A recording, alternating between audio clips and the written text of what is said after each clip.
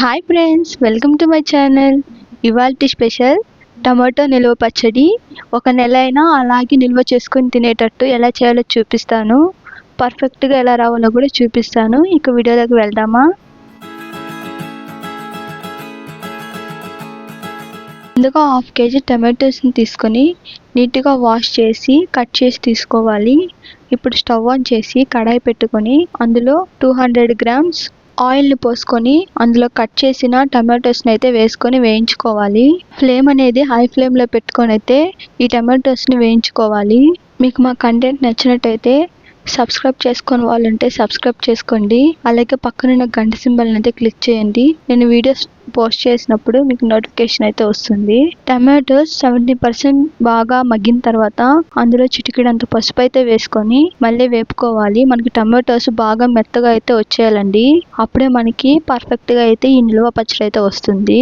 మనకి minimum 20 minutes అయితే పడుతుందండి ఈ టమాటోలు మగ్గడానికి. అంతకు మించి కూడా పట్టొచ్చు. మనం నెమ్మదిగా అయితే వేయించుకోవాలి. ఫ్లేమ్ అనేది హై ఫ్లేమ్ పెట్టుకొని వేయించుకోవాలి. 20 minutes తర్వాత టమాటోస్ అనేటివి బాగా మగ్గిపోయి ఉంటాయి. అప్పుడు మనం ఒక పెద్ద నిమ్మకాయ సైజ్ అంతా చింతపండుని అయితే వేసుకొని బాగా మిక్స్ చేసుకోవాలి. ఫ్లేమ్ అనేది మీడియం ఫ్లేమ్లో పెట్టుకొని ఈ టమాటోస్ని ఇప్పుడు మగ్గించుకోండి. ఎందుకంటే అడుగు అనేది త్వరగా అంటిపోతుందండి మనం ఇప్పుడు కానీ హైలో కనిపెడితే. ఇంకొక 10 minutes తర్వాత ఆయిల్ అనేది బాగా పైకి తేలుతుంది. అప్పుడు ఒక 3 tablespoons కారం అయితే వేసుకొని బాగా మిక్స్ చేసుకోవాలి. నేను మీకు మళ్ళీ చెప్తున్నానండి, ఆయిల్ అనేది కొంచెం ఎక్కువే వేసుకోండి ఈ టమాటోలు మగ్గేటప్పుడు. అప్పుడే మనకు టమాటోలు అనేటివి బాగా మగ్గుతాయి. అడుగు కూడా త్వరగా అంటకుండా కూడా ఉంటుంది. కారం వేసుకున్న తర్వాత ఇంకో 10 నిమిషాల పాటు బాగా మిక్స్ చేసుకొని స్టవ్ ఆఫ్ చేసి ఒక మిక్సీ గిన్నెలోకి అయితే ఈ టమాటా పేస్ట్ని అయితే తీసుకోవాలి. ఈ వేగిపోయిన టమాటాని మిక్సీ గిన్నెలోకి తీసుకున్న తర్వాత అందులో 4 తెల్లగడ్డలు తగినంత కల్లుప్పుని అయితే వేసుకొని మిక్సీకి అయితే పట్టుకోవాలి. టమాటోస్ని మరీ మెత్తగా ఏం వేసుకోనక్కర్లేదు.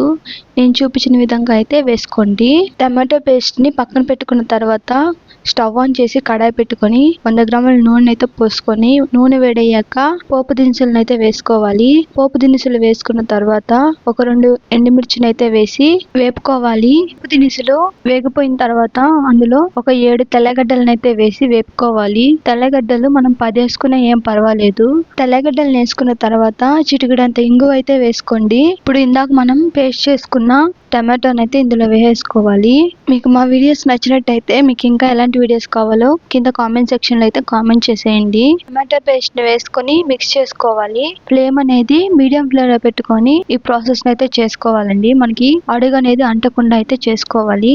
పచ్చడి అనేది ఉడుకుతుండగానే ఆవు పొడిని అయితే ఎలా తయారు చేసుకోవాలో చూపిస్తాను. స్టవ్ ఆన్ చేసి కడాయి పెట్టుకొని 3 tablespoons ఆవాలు 2 tablespoons మెంతులు అయితే వేసుకొని బాగా వేపుకోవాలి. మనకు ఆవాలు చిటపటలాడేటప్పుడు స్టవ్ ఆఫ్ చేసేయాలి. వేయించుకున్న ఆవాల్ని మిక్సీకి వేసి పొడిగా పక్కన పెట్టుకోవాలి.